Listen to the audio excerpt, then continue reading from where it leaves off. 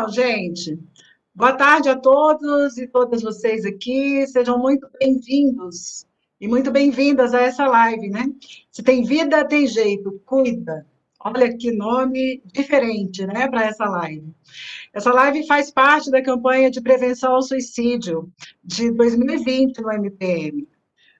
Bom, eu sou Rosângela Barros, né? Eu estou psicóloga do Ministério Público Militar. Eu vou estar aqui com vocês e com a nossa convidada por mais ou menos uma hora. No final da live, nós vamos ter alguns minutinhos, tá, gente? Para a gente enviar algumas perguntas, e aí vocês podem, para a gente responder algumas perguntas, né? E aí vocês podem enviar as perguntas tanto no chat do YouTube, quanto para um e-mail, né, do nosso Departamento de Atenção à Saúde, que é das.psicossocial@mpm.mp.br. Bom, hoje é dia 10 de setembro, né, gente? É o Dia Mundial da Prevenção ao Suicídio. Infelizmente, a gente chega nesse dia com uma estatística que nos assusta. Ela nos assusta porque ela nos conta que, por exemplo, o suicídio é a segunda principal causa de morte entre os nossos jovens, né, na faixa etária de 15 a 24 anos. Só perde para os acidentes de carro, gente. Me assusta mais ainda saber que, assim, a cada 40 segundos uma pessoa morre por suicídio no mundo. Imagina que é isso? Então, assim, diante dessa realidade, a gente não tem dúvida de que a gente precisa compreender melhor esse fenômeno. A gente precisa falar nesse assunto. Mas aqui no MPM, a gente quer falar de uma forma diferente. A gente não quer falar de número, a gente não quer falar de morte, a gente quer falar da vida. E da nossa parte nessa história, né? Do que a gente pode fazer para prevenir o suicídio. Por isso, para a gente falar desse tema assim tão sério, tão delicado, é que a gente convidou a doutora Karina Okajima Fukumitsu. Eu tenho uma colinha aqui, porque né, o currículo dela é um pouco extenso, então eu vou colar aqui um pouquinho, tá, gente? Olha, a doutora Karina, ela é psicóloga, ela é suicidologista, gestalterapeuta e psicopedagoga. Ela tem pós-doutorado e doutorado em psicologia pelo Instituto de Psicologia da Universidade de São Paulo. Ela é mestre em psicologia clínica, ela é coordenadora também da pós-graduação em suicidologia da Universidade Municipal de Caetano do Sul. Ela é coordenadora adjunta da pós-graduação em gestalterapia da Universidade Cruzeiro do Sul. E ela é autora também de vários livros, né?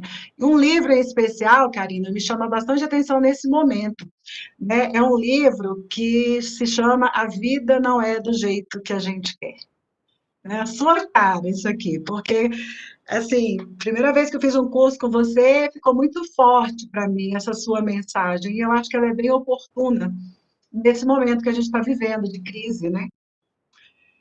Então, Karina, boa tarde, seja muito bem-vinda a essa nossa comunidade do MPM. Primeiramente, Rosângela, muito boa tarde. Te agradeço imensamente, até porque a gente tem feito um convívio muito prazeroso, muito amistoso, né? E isso tem feito com que eu também possa acreditar que em alguns momentos de adversidade eu acredite realmente que se tem vida tem jeito, né? Eu também agradeço a todos que estão aqui, a família MPM, porque é uma honra realmente estar com vocês nesse dia, né, que é dedicado e que é atribuído para a gente trabalhar com a prevenção e, mais do que isso, né, ampliar a conscientização brasileira para a necessidade da gente fazer esse acolhimento e trabalhar em prol, não somente para a diminuição dos números de suicídio, como você bem falou, a gente não vai falar somente de números, porque é muito diferente números de pessoas. E, infelizmente, a gente está falando de vidas de pessoas que se foram, né? Então, a gente sempre tem que ter uma ótica, né, e um olhar muito cuidadoso para o que a gente pode fazer para ajudar a preservar e sermos guardiões da vida dos outros. Não salvadores, porque nós não somos. Mas eu acho que é muito importante, primeiro, todas as ações que vocês estão promovendo. E eu fico muito feliz e muito grata por estar com vocês aqui agora.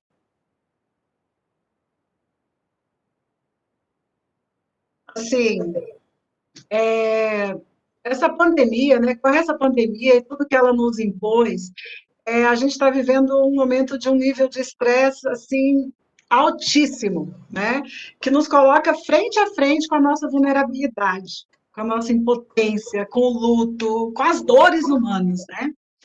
Então, assim, nesse cenário você chega com essa palestra. Se tem vida, tem jeito, cuida, né? E esse título me chega assim com uma mensagem muito, muito gostosa de esperança, assim, de que tem uma saída, né? De que é uma coisa leve, é uma coisa mais otimista, esse título. E eu fiquei curiosa, assim, para entender, porque tanto essa mensagem quanto uma outra mensagem que você sempre passa nas suas falas, no curso que eu fiz com você, né? Tem uma coisa assim, a vida é a arte que leva tempo. Então, essas duas frases, o título da nossa palestra e essa sua afirmação, né, eu acho que cabem muito nesse momento que a gente está vivendo. Né? O que você conta para a gente disso? Por que se tem vida, tem jeito, Karina? Eu tive uma provocação enorme quando eu adoeci pela inflamação cerebral alguns anos atrás, e realmente foi a minha prova de fogo para acreditar e buscar esperança, inclusive no momento em que eu vivi o meu maior tsunami existencial. Né? Você ser internada às pressas, se tem vida, tem jeito, funcionou muito como um mantra e como uma crença de que eu estava viva. Isso era constatação, porque eu estava respirando ainda. Mas eu estava me sentindo muito morta existencialmente, né? Porque a vida não foi do jeito que eu gostaria. Então, por isso que também originou o livro A Vida Não É do Jeito que a Gente Quer. Por quê? Entrando às pressas, né, eu precisava de um ponto de esperança.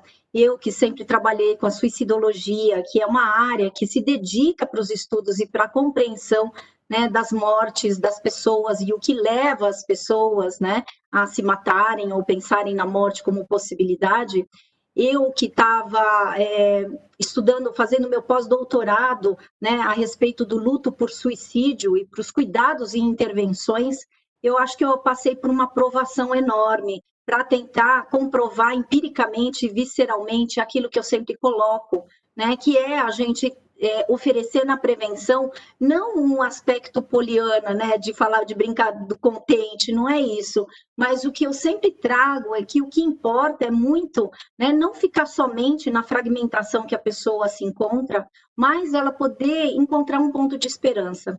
E como funcionou para mim, porque estou aqui viva após, né, viver esse tsunami existencial, e eu brinco que eu ressurgi das cinzas, exatamente por essa crença e minha atitude para com a vida. A minha atitude sempre foi de ser uma amante da vida e responder às adversidades que eu passei, né, com um jeito que eu poderia entender que depois eu iria fazer valer tudo aquilo que eu falo, né? Então tem uma certa necessidade de congruência, né? De que nós somos a maneira como a gente enfrenta as adversidades, as nossas dificuldades e os nossos problemas.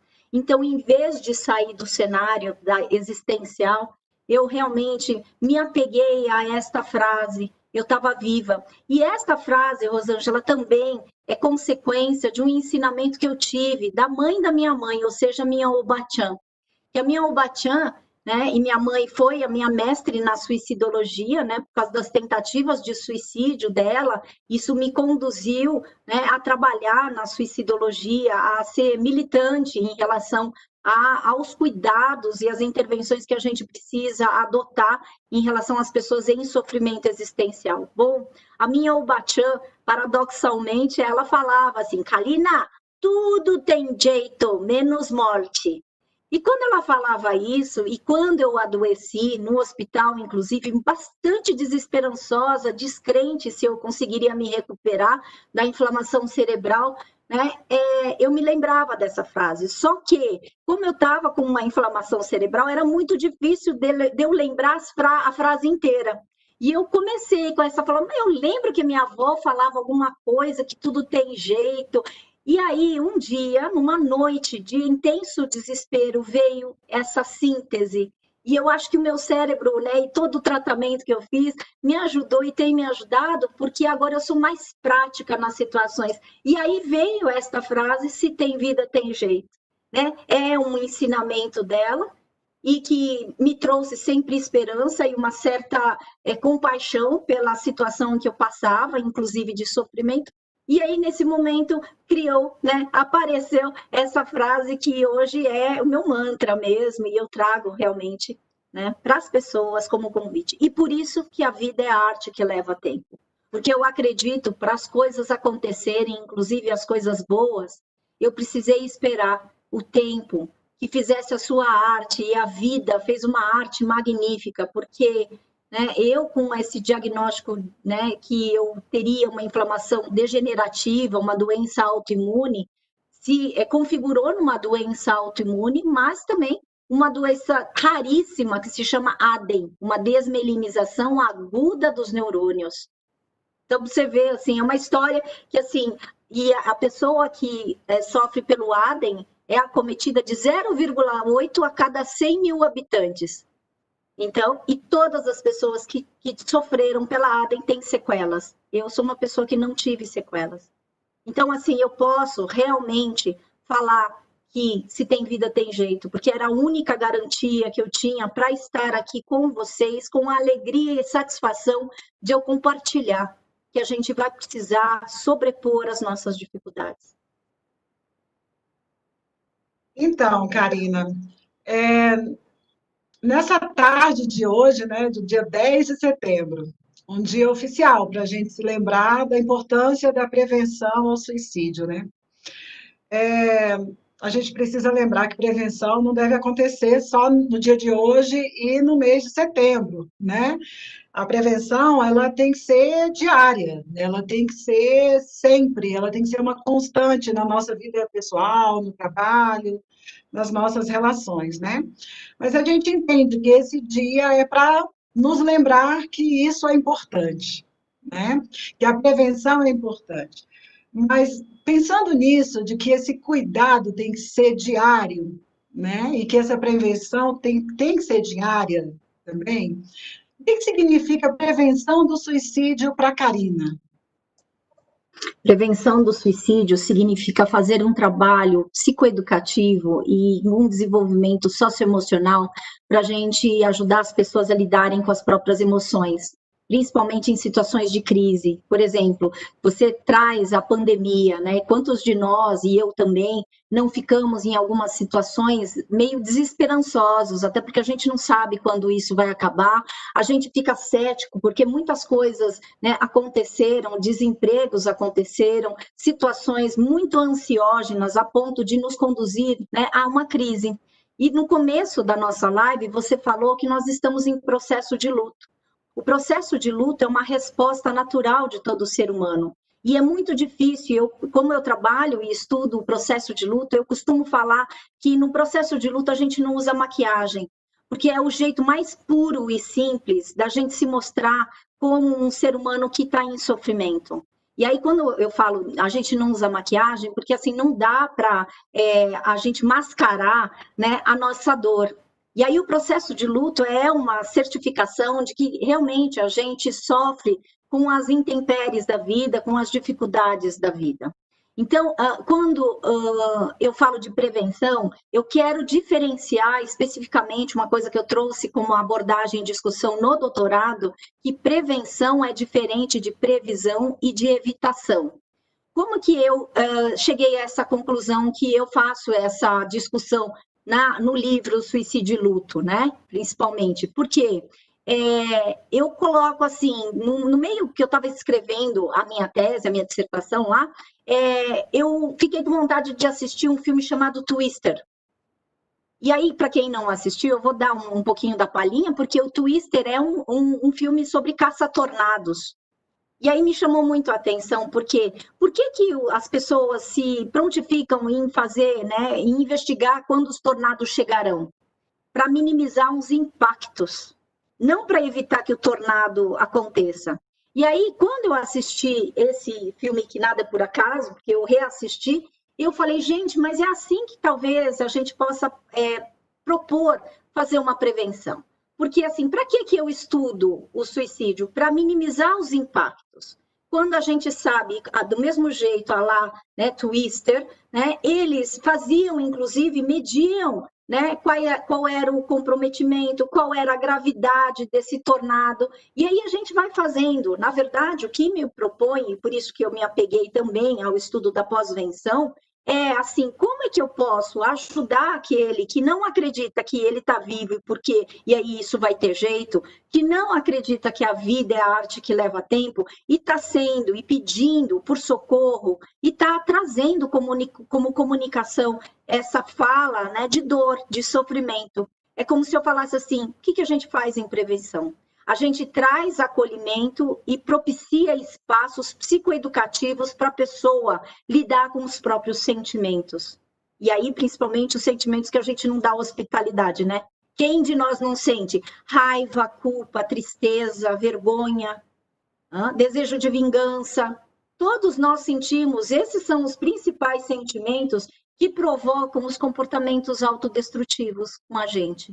Eu estou falando da gente porque fazer prevenção é a gente se colocar, não são eles que querem se matar, somos nós que temos, realmente, se a gente não se cuidar, a gente tende a pensar e se comportar de um jeito muito autodestrutivo. É como se fossem assim, né? Eles, né? Como se isso não tivesse tão perto da gente, como se nós não estivéssemos também, né, sujeitos. Então, assim, essa prevenção que você fala, a gente pode pensar assim, como é que ela pode alcançar as pessoas que não são os profissionais de saúde? Como é que qualquer pessoa pode fazer prevenção, Karina? Eu acredito muito que a prevenção não é só prática de profissionais da saúde. Somos cidadãos e cidadãos que podemos ser agentes de mudança. Eu criei uma frase que eu faço um trocadilho com agente. Agente separado, escrito separado, tem de ser agente escrito junto de mudanças. Ou seja, nós precisamos nos tornar agentes de mudanças. Ou seja, quando a gente oferta acolhimento e não oferta julgamento, quando a gente respeita o sofrimento do outro, né, e não trata como se essa pessoa fosse um fracassado, um covarde, né, um derrotado, né, eu acho que a gente também já está fazendo um nosso papel enquanto cidadão, porque se você não gosta de ser maltratado e julgado, não faça isso. E a isso diz respeito muito, e por isso que o público-alvo da pós-graduação em suicidologia que eu coordeno, ele abarca todas as pessoas. O único critério que a gente tem é que a pessoa seja graduada em alguma faculdade, porque eu realmente acredito nesse papel que a gente precisa unir as nossas forças, né, para trabalhar, né, nesse sentido do acolhimento. E eu acredito muito que quando a gente trabalha né, nessa direção do acolhimento, muitas pessoas se sentem acolhidas, portanto, cuidadas, portanto, curadas às vezes. Por quê? As desarmonias relacionais, em alguns momentos, nos levam a ficar tão fragmentada que a gente faz, às vezes, né, fica descrente de que é possível confiar num ser humano. Então, como que nós, todos brasileiros, podemos trabalhar em prol da prevenção? Primeiro, acolhendo e não julgando. Eu lembro de uma frase que eu tenho, que quem está longe julga, quem está perto compreende, e eu falo insistentemente esta, né, frase, porque julgamento e crítica não ajuda ninguém. O que mais a gente precisa é ter atitudes, e atitudes no sentido de generosas, mesmo que você não concorde com o outro, respeite, porque diferenças são apenas diferenças, não é nem bom nem ruim. E a gente tem uma atitude muito maniqueísta de achar que isso não é certo, então ele está errado. Então, assim, sabe, quem falou que porque as diferenças a gente vai precisar abarcar e acolher realmente num momento de prevenção aos comportamentos autodestrutivos. Então, você tem uma frase que eu gosto muito, né? É o que você fala nos seus cursos, quando você diz o suicídio É um ato de comunicação das dores sentidas e não consentidas, né? Então, quando eu escuto essa frase, quando eu vejo essa frase, me toca, porque eu vejo que se a gente consegue ouvir a dor do outro, né? Não precisa ser psicólogo como a gente para isso, né? Ouvir a dor do outro, e a gente pode também compartilhar a nossa dor e não julgar, a gente já vai estar fazendo prevenção, não é isso? É isso, e porque eu entendo que o suicídio é um ato de comunicação. A pessoa comunica pela morte dela o que talvez ela não tenha conseguido comunicar em vida. E aí por isso que eu trouxe que é um ato de comunicação, comunica a ação daquilo que foi interdito, de uma dor que normalmente eu acredito, porque eu me respaldo nos estudos do Schneidman, que fala que o suicídio é um psyche, que é o sofrimento psíquico, que eu traduzo como sofrimento existencial intenso. Isso quer dizer que muitas vezes a gente sente dor e a gente se cala. E o silenciamento, e no silenciamento, o sofrimento sempre aumenta. E aí, então, além de se calar e se isolar, de achar que a gente é inadequado por sentir o que a gente sente, por pensar o que a gente pensa, a gente começa a não consentir. Ou seja, a palavra consentimento é uma autorização que a gente se dá como ser humano de sentir o que a gente sente e pensar o que a gente pensa. Quantos de nós, numa situação de conflito, de desarmonia relacional, a gente não se desempoderou porque a gente vai engolindo, né? E a gente entra num processo estressante que só faz mal para a gente. E aí, o que é um suicídio? A pessoa acaba sendo a vítima e o algoz da própria atitude de se matar. E é isso que a gente precisa ver, porque quando a gente entende que é um sofrimento existencial intenso, a gente também tem que entender que muitas vezes, pela ambivalência, característica, uma das características do comportamento suicida, muitas vezes a pessoa não gostaria de ter se matado. Ela queria acabar com o sofrimento dela, ela queria matar aquilo que estava provocando dor, sofrimento, e que ela não conseguia. Então, em vez de remover o problema, ela se remove da existência dela, ela se retira da própria existência. Você falou agora, né, dessa questão da pessoa que se cala, né? Geralmente a pessoa se cala mesmo, ela sofre sozinha, né? Ela se isola. E na prevenção do suicídio a gente trabalha com a ideia de que o isolamento é um sinal de alerta, não é isso? E aí assim, mas no momento atual que a gente está vivendo, o isolamento passou a ser uma medida de proteção da vida, né? E aí essa situação faz emergir assim inúmeras reflexões e sentimentos, né? Então vamos imaginar uma pessoa que está lá isolada por causa do Covid, né? E imersa nos seus pensamentos pessimistas. Isso acaba sendo um campo fértil assim, para o surgimento lá dos 3 Ds, né? Dos sentimentos que podem se tornar intoleráveis, os 3 Ds da literatura, que é a desesperança, o desamparo e o desespero, né? Como é que essa pessoa lida com esses sentimentos, Karina?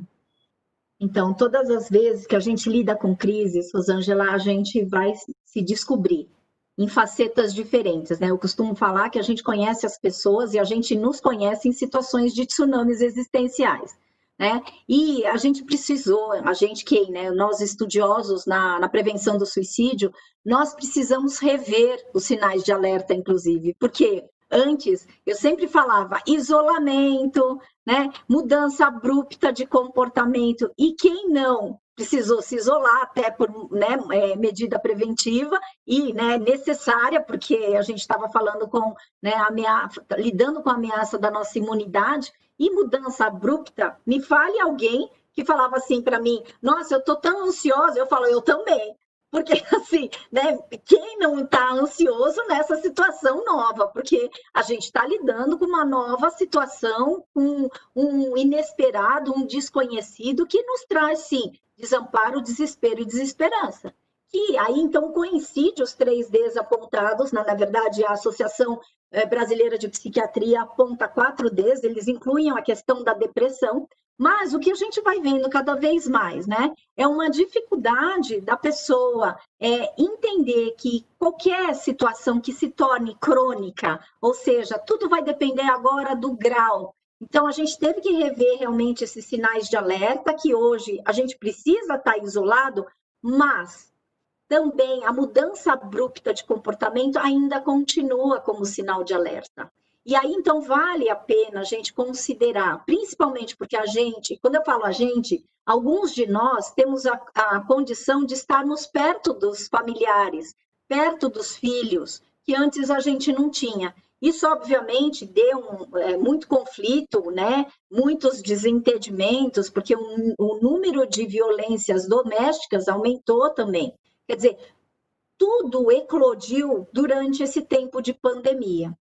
Agora, uma das coisas que a gente precisa deixar muito claro: o isolamento é físico, não é social.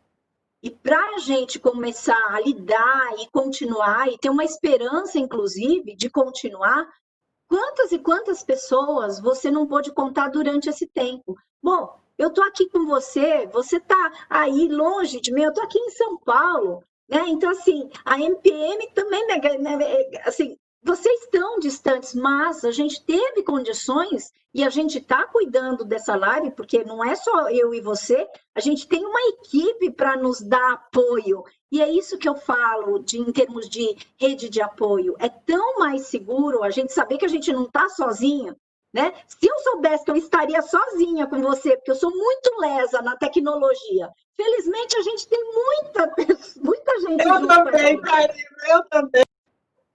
Então, por isso que eu acho que, assim, nessa situação de crise que a gente está vivendo, a gente também precisa acolher a ideia de que a gente não está sozinho no mundo. E por isso que a gente tem que pedir ajuda, a gente tem que ser humilde o suficiente para falar: olha, eu não sou muito boa nisso, então você me ajuda? Você faz uma reconsideração assim, para eu pelo menos não estar me sentindo sozinho no mundo. E isso, embora a pandemia tenha provocado muita solidão e acionou muitas solidões, também acionou muitos atos de solidariedade. E aí eu acho isso divino no ser humano, porque só a gente pode se machucar e a gente se cuidar, né? Através de um outro. Eu não posso esperar cuidado de um objeto, mas se eu me coloco como objeto, muitas vezes eu sou tratada como objeto. Então, por isso que a prevenção ela precisa ser, né, também direcionada para o fortalecimento das pessoas e encorajar que as pessoas possam acreditar que elas são únicas, elas são singulares, ninguém vai viver por você o que você tem que viver. Isso é uma das coisas que eu mais aponto, inclusive no curso, nos cursos, né? As tuas marcas, as tuas perdas, embora a gente queira se livrar, normalmente são as melhores marcas do teu currículo existencial. Porque só você sabe a dor e, né, e a delícia de quem você é, e aí isso é Alá Caetano, da gente falar, gente, a cada um, né? E cada um vai ter o seu fardo e o seu privilégio de ser quem é. Então a gente tem que bancar o tranco, né? Oh, então, Karina, agora voltando um pouquinho nessa coisa, né, das causas do suicídio, você tem um termo, né, uma expressão que você usa para que eu traduzo assim, né, quando a gente diz que o suicídio é multifatorial, né, e, na verdade, ele não acontece da noite para o dia, ele é um processo. Você chama esse processo de morrência.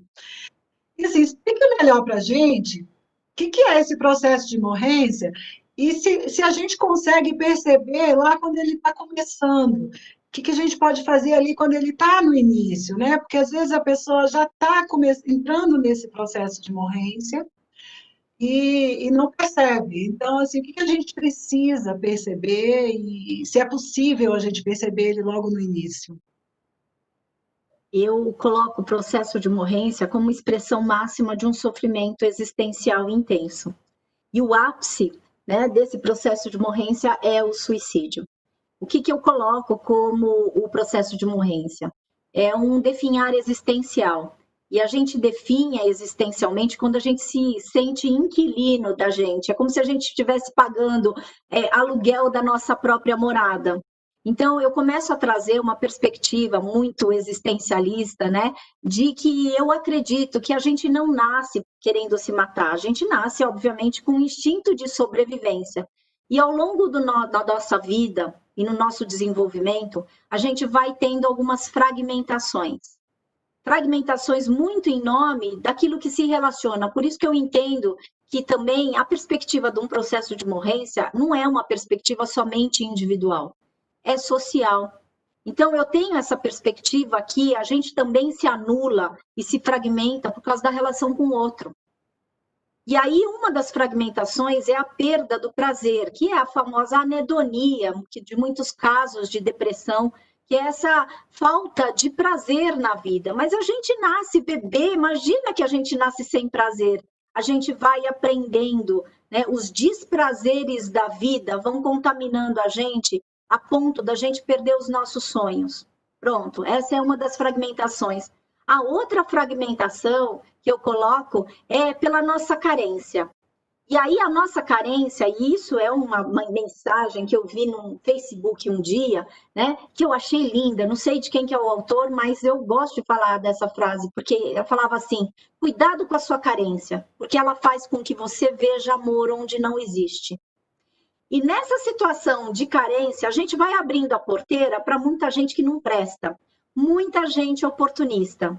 Então, essa é uma outra fragmentação causada pelo que eu chamei de fragmentação da síndrome do Gasparzinho, fantasminha camarada. Eu assistia quando era pequena Casper, né? E aí o fantasminha, ele queria ser amiguinho de todo mundo, ele chegava, todo mundo corria dele. E como eu sempre me senti muito carente, né? E abria a fronteira, eu sou uma pessoa assim que eu sou muito afetiva, né? E antes eu abria a porteira para todo mundo e encarreirava, empoderava todas as pessoas que chegavam perto de mim.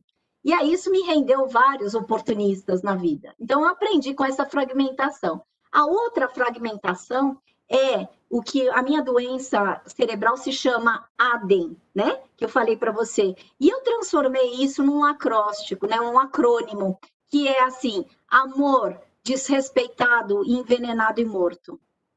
Na inabilidade da gente matar as pessoas, porque senão a gente vai para a cadeia, isso não é uma coisa bonita, né? Socialmente falando, mas assim, para onde que eu direciono a minha raiva, a minha tristeza e minha indignação? Para onde que eu direciono? Para a gente. Então, o suicídio é um ato, que é o que eu trouxe para você, é uma única morte em que o algoz e a vítima são a mesma pessoa. Sabe? E aí, então, na verdade, se a gente vai por essa aproximação do Schneiderman, que é um sofrimento existencial intenso, em vez da pessoa matar aquilo que está provocando o sofrimento, que é esse amor desrespeitado, envenenado e morto, ela coloca contra ela. E uma última fragmentação, que eu acho que isso é importante. A nossa agressividade, ela precisa ser pulsão de vida também. O que eu falo? Não é só pulsão de morte. A nossa agressividade, quando você ficou brava uma vez, ou alguém que está nos assistindo, vai falar que você não fez alguma coisa quando alguém duvidou que você ia fazer. Você fala, é agora que eu vou fazer. Ou quando você está com raiva. Se essa raiva for utilizada como motor para te impulsionar, para você cuidar e se proteger, se essa agressividade no sentido de pulsão de vida servir para que você delimite, né, os seus, né, as suas dificuldades, falando, olha, eu chego aí, então até aqui você não vai mais, né? Quando você deixa claro, e aí isso é um ato de comunicação. A gente fala da necessidade da gente comunicar. E a gente tem numa história, principalmente da psicologia, quem é o assertivo? O assertivo é aquele que, primeiro, se posiciona, coloca limites e fala: isso eu não quero, isso eu quero. Então, você percebe que essa agressividade é um motorzinho que a gente tem para falar: chegou, eu me protejo. E aí, como eu entendo o suicídio como uma implosão, e o processo de morrência vai fazendo com que a gente se fragmente tanto que o nosso solo se torna também fragmentado. No final, a gente entra num buraco que a gente tenta se agarrar em algumas outras pessoas e outras situações que se tornam inócuas. Na verdade, então a gente tem que falar que assim, todo suicídio precisa ser compreendido de uma forma individual, como um ato individual e social e coletivo. Porque não é só a pessoa, entendeu? Tanto é que é ato de comunicação. E comunicação só acontece quando é via de mão dupla. Sim, até que ponto que essa fragmentação, que esse processo de morrência, ele está relacionado com transtorno mental, com depressão, com ansiedade, com transtornos mentais até muito mais comuns, né, que a ansiedade atualmente. Então, assim, até que ponto que essa fragmentação e esse processo está relacionado com transtorno mental? Eu posso, assim, falar que os dois caminham juntos, né? Porque quando eu falo que nós temos fragmentações, quando nós adoecemos, a gente também tem todas essas fragmentações. Quando a gente está com um caso de depressão, por exemplo, a gente vai ter a anedonia, a gente vai ficar irritadiço. Quando a gente tem alguns quadros, né, esquizofrenia, a gente vai ter uma cisão, ou pelo menos uma dificuldade com as nossas emoções, né? Com transtorno bipolar, a gente vai ter, né, essas oscilações de humor, que tudo isso faz parte daquilo que eu chamo de processo de morrência. O que eu trouxe como processo de morrência é um ato gradual de uma complexidade de comportamentos autodestrutivos que vão acontecendo. E quem de nós, desde pequeno, não se autodestrói? A gente tem comportamentos que a gente vai caminhando, que a gente tem consciência que nos fazem mal, mas a gente repete, né? E aí, então, por isso que, para tirar desse caráter que o suicídio é só, né, relacionado com transtornos mentais. Então, eu trouxe esse conceito de processo de morrência não para eliminar, né, essa relação com os transtornos mentais, que eu sei bem que existem mesmo, né? Agora, mas é para trazer que, assim, é trazer uma proposta da gente ter uma compreensão um pouco mais aberta e dinâmica, porque quando eu falo que é um sofrimento existencial, o que te faz sofrer é muito diferente do que me faz sofrer. E aí a gente dá uma pitada de singularidade, que eu acho que também muitos dos teóricos, eles colocam todo mundo no mesmo saco. E eu acho isso horroroso, porque, assim, a gente não é bula de remédio, a gente não é uma doença só, a gente é pessoa, né? Felizmente, essa dádiva da gente ter nascido num kit existencial inclui também o sofrimento. E aí, né, como a gente lida com o sofrimento diz respeito à nossa capacidade de ter ampliação de maneiras de enfrentamento. Cada um também vive o seu próprio luto, vive a sua crise, a sua maneira, portanto, também enfrenta a sua maneira. E o que a gente traz como proposta de prevenção é ampliação das possibilidades existenciais, a ponto da pessoa falar: bom, eu estou com esta situação que é um cenário horroroso, que me traz uma desesperança, mas eu vou encontrar alguém, ou sempre tem anjos bons, eu acredito, sabe? E também, assim, alguém que possa, né, me ajudar a acreditar que eu posso sair dessa, sabe? Eu acho que isso a gente pode fazer enquanto cidadão brasileiro. Assim, na nossa profissão, né, na psicologia, é muito importante a gente olhar para esse cuidado do ser humano, da pessoa, e não de um diagnóstico, né? Então, assim, isso é mais importante nesse momento. Para mim, bom, Karina, agora eu queria ver assim, conversar com você sobre um outro aspecto, sabe? A gente está perdendo muitas pessoas nessa pandemia, né? No Brasil, assim, hoje já são mais de 128 mil mortes. E a gente está convivendo com o luto, aí muito perto da gente, né?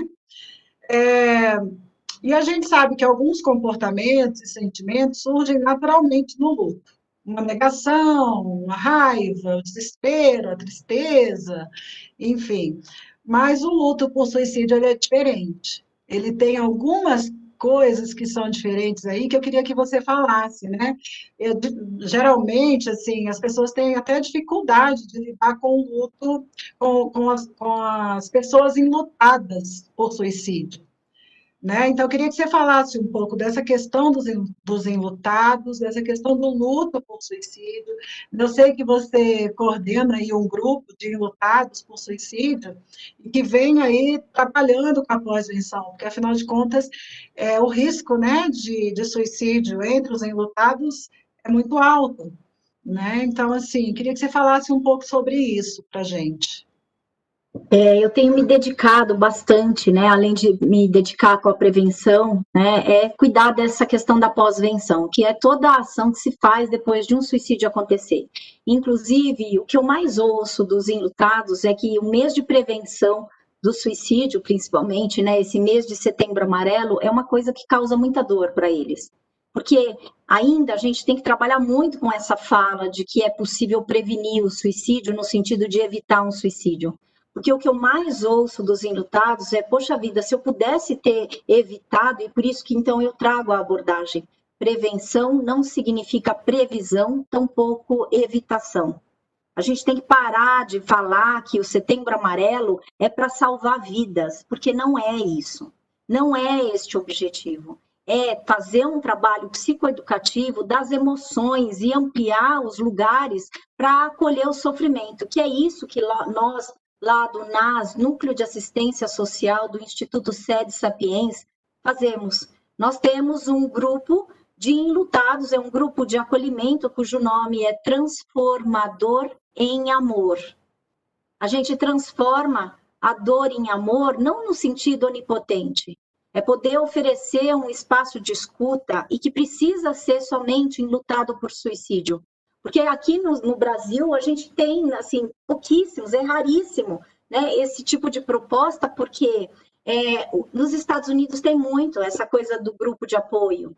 E quando eu fiz o meu mestrado, uma das estratégias, inclusive, de acolhimento, tanto é que a pós-venção para o Schneidman é a prevenção de futuras gerações, e como você bem falou, né, quando alguém foi impactado pelo suicídio de alguém que se ama dentro da família, não é que vai acontecer a mesma coisa, não é porque a gente está destinado ao mesmo final, né, e a forma de morrer, né, de morte, mas é porque abre a porta, inclusive, para a maneira de enfrentamento. Se eu tenho um pai, ou um filho, ou uma irmã, alguém que se matou, né, eu vou ter como resolução, ou pelo menos referência de alguém que eu amava, uma possibilidade de eu também me matar.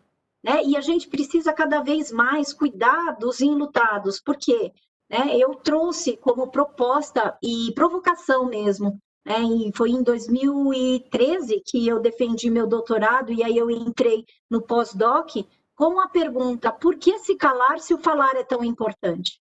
E aí eu peço para o Marcel fazer, que é um designer, eu falei, com uma conclusão, né, que eu queria trazer, eu pedi para que ele fizesse uma ilustração, e uma ilustração que tinha uma pessoa no meio gritando. E entre essa pessoa que está no meio gritando, eu pedi para que ele fizesse alguém chorando e alguém com um cadeado na boca, que é o silenciamento. Né? Então, toda a minha proposta, inclusive de acolhimento aos enlutados por suicídio, tem esse objetivo, porque quando a gente grita é porque a gente não se sente ouvido, correto? Quando a gente chora e a gente não é legitimado no nosso choro, isso só faz mal para a gente tende a adoecer. E quando a gente se cala, o nosso sofrimento que se torna velado e omitido.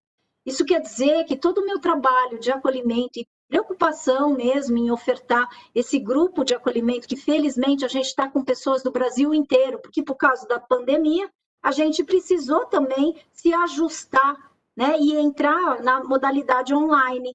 Então, hoje em dia, a gente tem enlutados do Brasil inteiro. E a coisa mais linda é que, como eles têm uma dor muito próxima uma da outra, porque assim, é diferente. Meu filho morreu por câncer, eu não estou subestimando esse tipo de morte, mas o meu filho morreu por suicídio, o meu também, e a gente fica com uma sensação de que foi sequestrado na nossa paternidade, maternidade. A gente tem mulheres e homens lá. Então, assim, eu tenho uma grata satisfação de também estar em equipe, porque eu sozinha nunca faria isso. A gente tem uma equipe, e essa equipe é composta de pessoas que trabalham no NAS, que são membros desse núcleo de assistência social, e também a gente convida um sobrevivente enlutado por suicídio. Então, essa nossa crença que quem são os facilitadores? A gente sempre faz facilitador, né? Facilitação dos encontros, que é uma vez por mês, né? Em dupla. E a em dupla é alguém do núcleo com um sobrevivente enlutado. Por quê? Né? Dá uma certa legitimidade e confirmação para aqueles que participam, porque não adianta chegar um profissional da saúde e começar a falar. E aí eles vão te questionar, mas você já viveu um luto por suicídio? Sabe? Então me dá uma certa confirmação, inclusive, para que eles entendam, e a gente fala para eles quando a gente os inclui. Este vai ser um lugar de pertencimento. Pertencimento de uma dor inexplicável, uma dor que realmente nos lança para uma impotência, para uma montanha russa de sentimentos que talvez e dá a sensação que nunca vai acabar, né? Mas o que esse grupo tem se mostrado como muito importante um para o outro, que é um grupo que as pessoas não estão sozinhas no luto dela. Um luto solitariamente vivido, ele tende a ficar e se tornar mais complicado. Né? Porque você sentir a dor achando que você está sozinha é uma coisa, agora você sentir a tua dor, legitimar a sua dor, mas sabendo que você tem um grupo de apoio, que você tem pessoas que se preocupam com você e que você é importante para a existência deles, isso faz tanta diferença e tem feito tanta diferença. E tem um aspecto, né, assim, do luto por suicídio, é que o enlutado ele carrega muito essa coisa da culpa, né, de que eu podia ter evitado. No momento em que você escuta o outro, em que você já entende o outro ali, que já caminhou um pouco mais e já assimilou isso, ele vai no mesmo caminho, né, de poder se acolher nessa impotência, porque não dá para evitar, né? Então, Karina, bom, você, assim, né, eu acho que você tem uma coisa muito especial, que é um jeito amoroso de trabalhar, né, um jeito acolhedor. E eu sei que você, como você falou no início, né, você é uma amante da vida, você vive se reinventando, você tem histórias inspiradoras de superação. Eu acompanho seu podcast, Se Tem Vida, Tem Jeito. Eu tenho uma curiosidade, né? Como é que surgiu esse projeto, né? E assim, por que que ele é domingo à noite, domingo 6 horas da tarde, né? Por que que ele é esse horário? Você me conta e fala que eu tenho uma reinvenção, essa é a minha atitude. Né? Aliás, eu aprendi com a Nelly Nucci que o Leonardo Boff fala que o significado de cuidado é atitude. E aí, quando você fala que eu tenho né, eu sempre tento me reinventar, porque é muito fácil eu ficar na escuridão e me lamentar daquilo que não acontece. Mas lembrando do que minha avó falava e do que eu falo para mim, que tudo tem jeito menos a morte, se eu estou viva, até a hora da minha morte eu vou fazer acontecer a diferença, inclusive. Nos momentos que eu tenho escuridão, eu vou buscar luz, porque não é possível que eu tenha nascido para ficar na escuridão. Não é. Né? E aí, então, eu descobri que eu tenho glaucoma. E o glaucoma é uma doença degenerativa, né, que não tem cura. E eu descobri porque eu tive uma perda parcial pequena, né, da visão esquerda. E isso me aterrorizou, porque minha função de contato sempre foi o visual. Eu sempre gostei, né? Tanto é que eu escrevo, né? E eu encontrei na escrita um jeito de eu me organizar nos meus pensamentos. Tanto é que quando eu estava vivendo o tsunami existencial, eu quis deixar a minha autobiografia. E aí, no hospital mesmo, né? Quando eu estava com a inflamação cerebral, eu decidi que eu ia escrever minha autobiografia dentro do hospital ainda. ainda internada. E eu fiz das tripas do coração, porque o meu neurologista tinha me impedido de olhar para o computador, porque eu, workaholic do jeito que eu era, né? Eu montei lá um escritorinho dentro do meu quarto do hospital. E ele falou, você está proibido. Eu falei, tá bom, doutor, porque eu não ia brigar com o homem, né? Porque ele estava cuidando de mim. Mas eu sempre fui uma pessoa que me reinventou. Até porque eu acho que graças ao fato de eu não ter tido mãe e pai tão presentes assim, eu precisei me virar nos 30 sempre, né? Então eu sempre fiz um pouco do meu jeitinho, sabe? E aí eu comecei a escrever o livro A Vida Não É do Jeito que a Gente Quer no meu celular. Eu mandava todas as coisas, porque imagina, eu estava com corticoide na cabeça, né? Então isso me deixou eufórica. Então eu tinha várias ideias e ainda mais com medo de eu morrer e ninguém contar a história para os meus filhos. Bom, aí eu mando, né? Todas as coisas para o meu celular. E deram 485 páginas. E eu demorei 2 anos e 2 meses para organizar todas as ideias. Por quê? Né? E aí, então, por isso que aí eu conto que eu aprendi com essa história que aconteceu com a inflamação cerebral a eu inovar. Bom, quando eu descubro o glaucoma, eu falei, meu Deus, eu não vou poder escrever mais, porque eu não estou enxergando, né? Eu não consigo, inclusive me dei conta do glaucoma porque deu um apagão, eu estava escrevendo, né? E aí então eu comecei a ficar desesperada, falando, bom, eu vou ter que encontrar uma maneira de, primeiro, divulgar os meus livros, né? E tudo que eu escrevo, né? Para também facilitar não só a mim, porque em breve eu vou perder a visão, porque é uma doença degenerativa do nervo óptico, mas que assim eu preciso também começar a ajudar as pessoas de baixa visão e cegas, né, a também terem acesso a palavras de acolhimento. E aí, então, eu fui em busca de editoras que pudessem publicar o e-book, audiobook, e aí, conversando com a Paula Calbianco, que ela é advogada, podcaster do Momento Cast e do Cucas, eu fiquei encantada com a Paula e ela começou a se tornar a minha afilhesa, uma mistura de afilhada com sutileza. E eu sou a lindeza dela.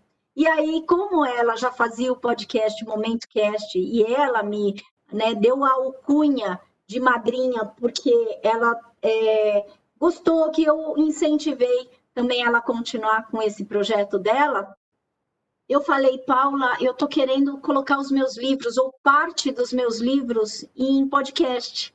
Vamos fazer, então, Se Tem Vida, Tem Jeito? E ela topou, super topou, a gente tem se deliciado, a gente vai neste domingo, né, para o 8º episódio. Quando finalizar, a gente já também está em gravação da 2ª temporada, que são todos trechos de livros meus, né, que trazem uma certa forma de um caminho, primeiro, com a proposta de ser uma proposta de acolhimento e de saúde existencial. Então, aí eu começo, e por que no domingo? Eu falei para ela assim, a maioria dos casos que eu conheço, né, de suicídios acontecem ou no domingo, à tardezinha, ou na segunda-feira, tá? E no domingo eu teria mais chances, primeiro, de eu ouvir, porque a minha agenda é extremamente comprometida durante a semana, mesmo, né, com atendimentos online, com palestras e aulas, mas assim, é extremamente corrida, e o domingo é um momento, porque que a gente começa assim, sabe, dar aquela assim, a gente relaxa, mas a gente tem que restaurar a nossa esperança para continuar.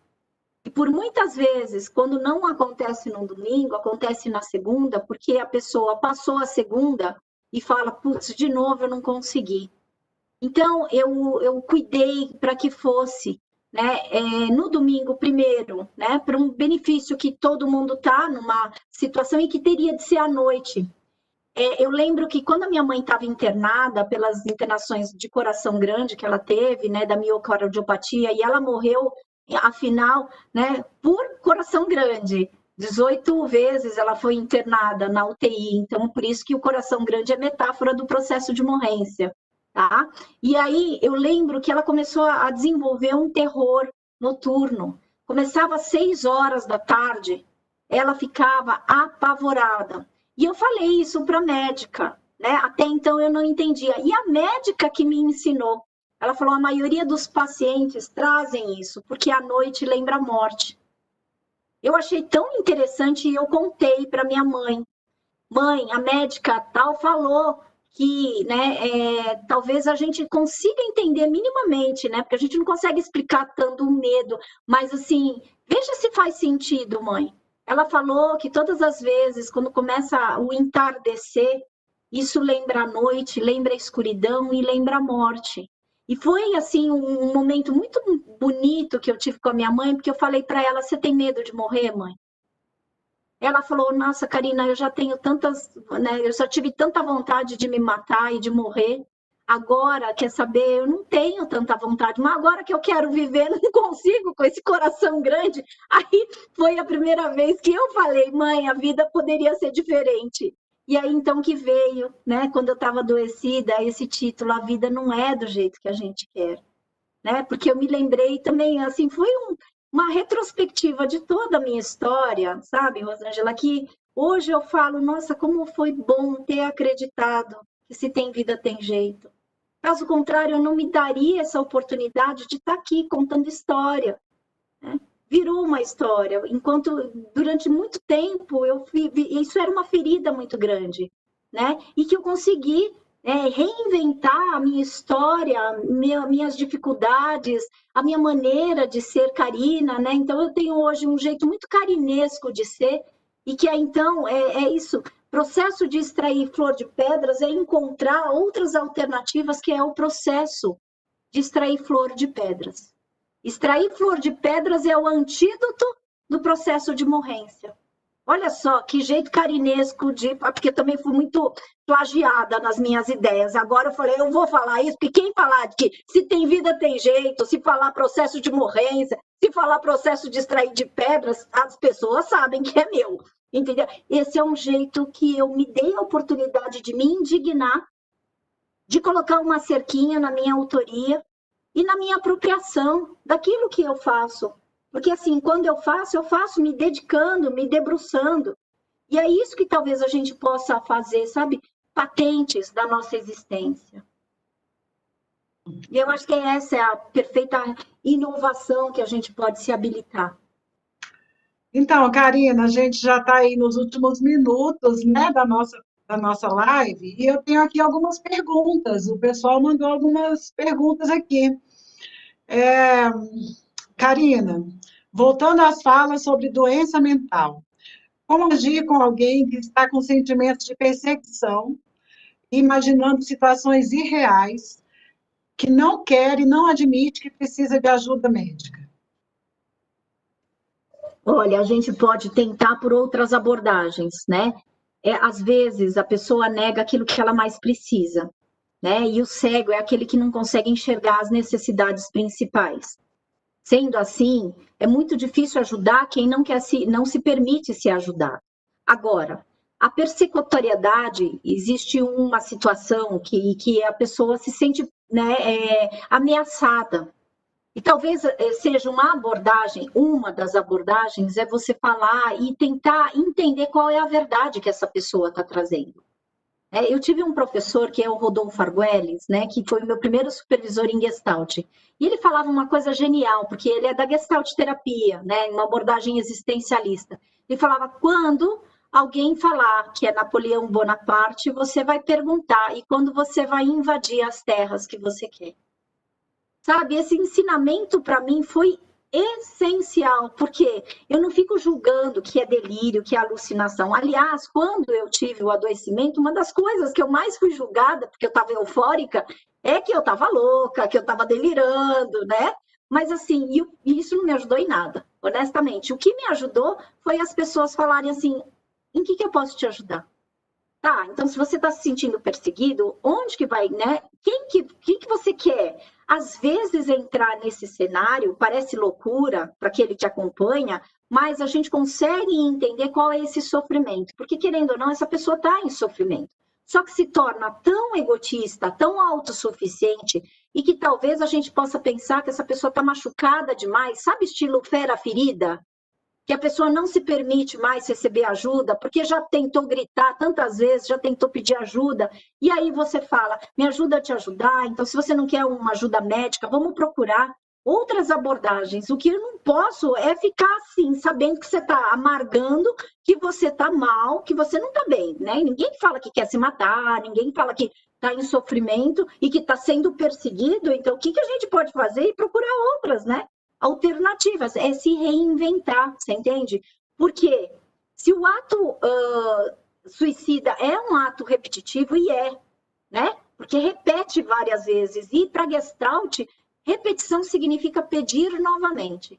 Quando alguém repete, é porque está pedindo novamente. E a gente que é cuidador, que quer ajudar o outro, a gente também repete. A gente né, usa um estilo muito igual a ajudar. Então, minha gente, cuidador que não consegue sentir que está cuidando, vamos reinventar. Porque a pessoa que está em sofrimento não está em condições de reinventar. A gente que quer ajudar, vamos tentar estilos diferentes.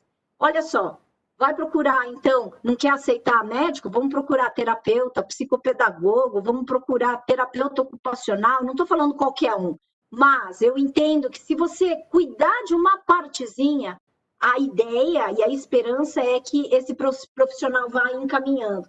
Sabe, é trabalhar com as beiradas, pelas beiradas, igual a gente toma sopa quente.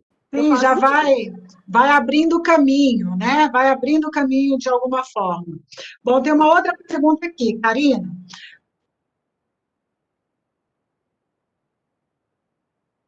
Em crise, tá me ouvindo? Oi. Karina, como um leigo pode ajudar na prática alguém em crise de ansiedade?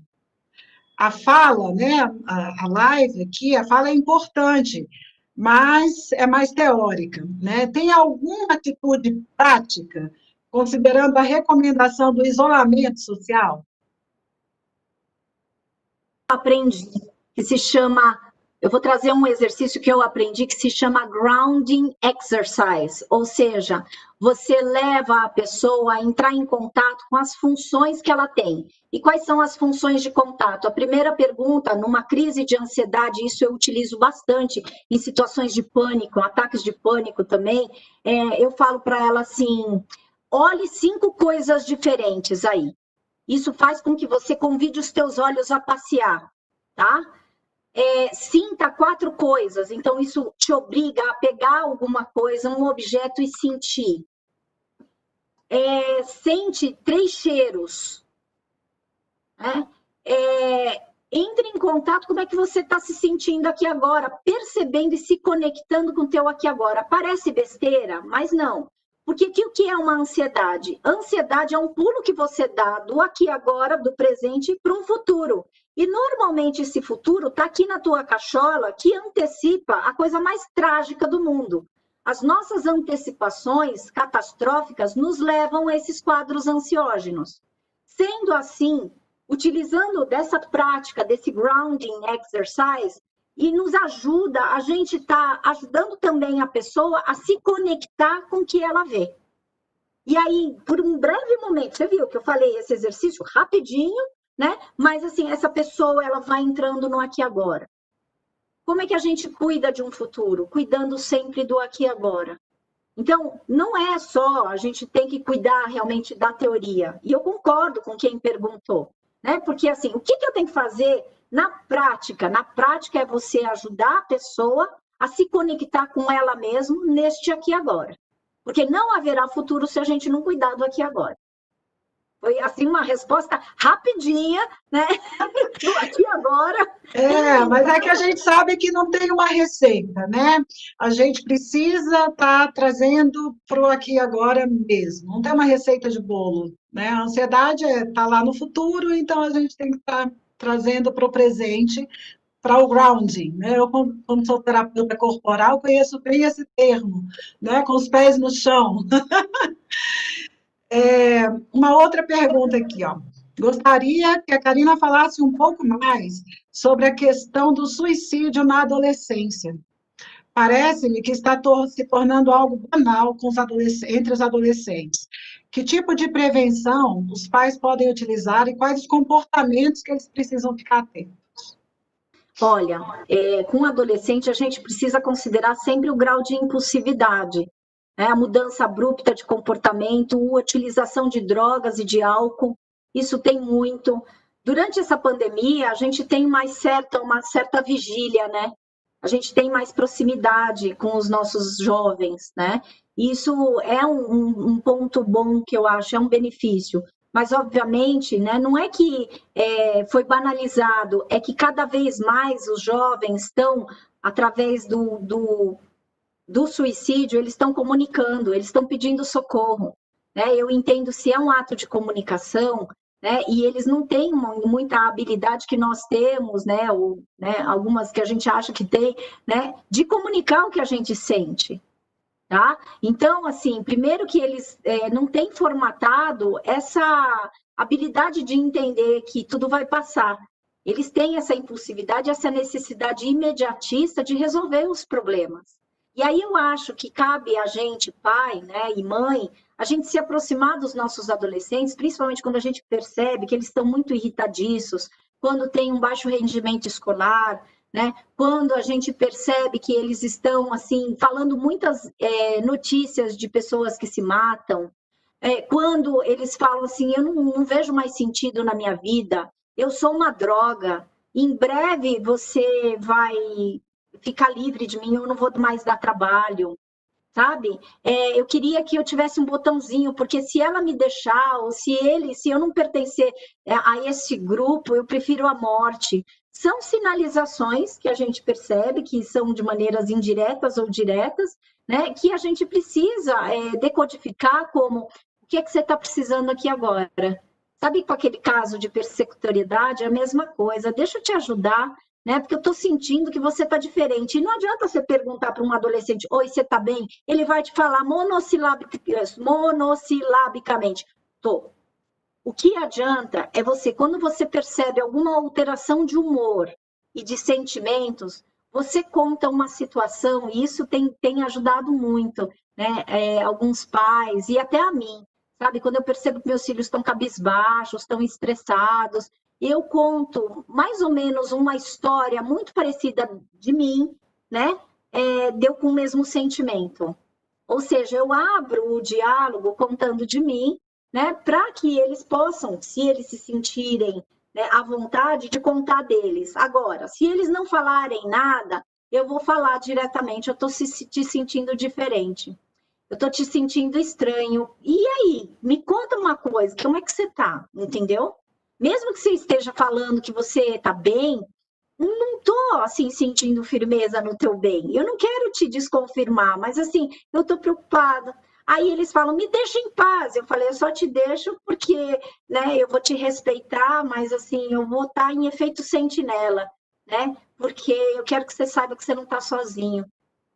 E aí teve uma vez que eu ouvi do meu filho, ô mãe, você sabe que eu estou entrando na adolescência, eu não quero conversar. Eu falei, não, você não precisa conversar, porque a mamãe conversa bastante, mas eu quero que você saiba que, independentemente do teu sentimento, eu vou estar aqui com você. E eu vou te aceitar, meu filho, independente do que você sentir ou pensar. Eu acho que isso é muito bacana a gente fazer para os nossos jovens. E aí isso não é uma banalização do suicídio, é poder se aproximar de quem a gente ama, minha gente.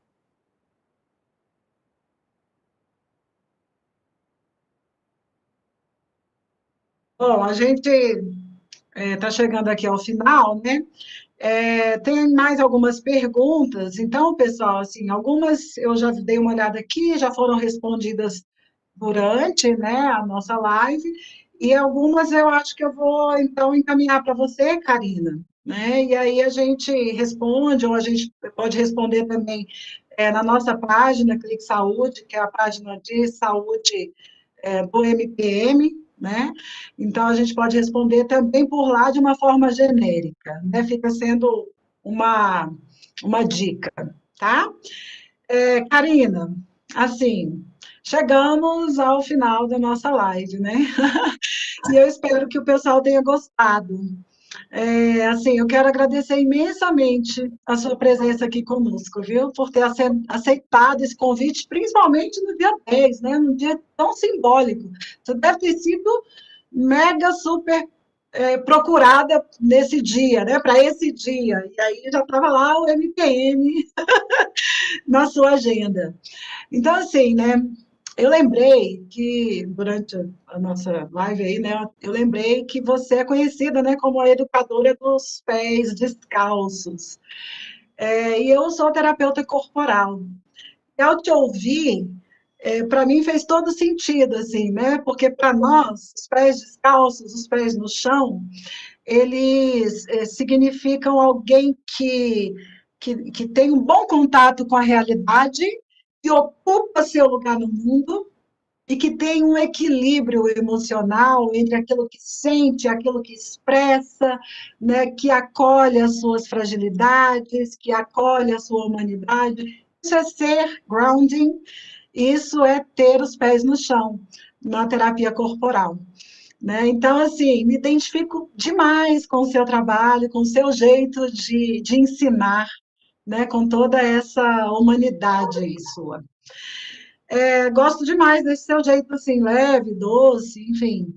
Essa humanidade que ensina para gente, né? Que a nossa capacidade de superação, ela está plenamente ligada, né? À nossa capacidade de acolher as nossas fragilidades e as dos outros, a nossa humanidade, né? Então, assim, muito obrigada a você, Karina, acolhedora, amorosa, conectada, com os pés no chão, por ter estado aqui conosco, né? E por nos ajudar, assim, a identificar essa força que a gente pode ter dentro da gente e que às vezes a gente não percebe, não conhece. Obrigada, viu, Karina? Se você me agradece, Rosângela, eu só aceitei o convite porque a gente formou, né, uma rede muito grande de apoio. Eu, felizmente, já tenho participado de alguns eventos de vocês há alguns anos, né? Então, isso me faz me sentir em casa na MPM. Quando você fez, né, pelo carinho que eu tenho por você, pela Flávia, pelas outras pessoas que eu tive o privilégio de conhecer, sabe? Eu aceitei mesmo, porque eu aceito situações e ocasiões que me fazem sentido. É só assim que eu me mantenho viva. Se eu sou conectada e se eu aceitei, é porque vocês fazem sentido para mim. Né? Todo o trabalho que vocês fazem para, né, para acolher mesmo. Então, se eu sou uma educadora, eu sou aquela que me proponho a educar as dores, a acolher as dores. E do pé descalço, quando você fala, eu fico bastante emocionada, porque a minha conexão com o chão é fazer reverência à possibilidade de eu estar em pé novamente. Na inflamação cerebral foi me tirado parcialmente os meus movimentos. E eu fiz uma promessa que se eu pudesse voltar a viver, né, eu faria com os pés descalços. Então, olha, Rosângela, para mim é um presente estar com vocês nesse dia e é uma honra. Gente que me quer, aí agora eu ressignifiquei minha carência. Não é qualquer um que me quer que eu vou, mas gente que me quer e que faz sentido para mim e que me apoia e que me acolhe no meu trabalho principalmente, que você sabe que eu sou missionária da gente fazer esse trabalho de prevenção e de pós-venção. Muita garra, isso para mim é uma missão de vida. Isso quer dizer que eu só agradeço você, minha querida Rosângela, que tem sido uma parceira, e a MPM por me dar o privilégio de estar com vocês. Obrigada, Karina. Até a próxima. Obrigada, gente, pela presença aí, né, de todo mundo. E até a próxima. Tchau, gente. Tchau, Boa tchau. vida para vocês.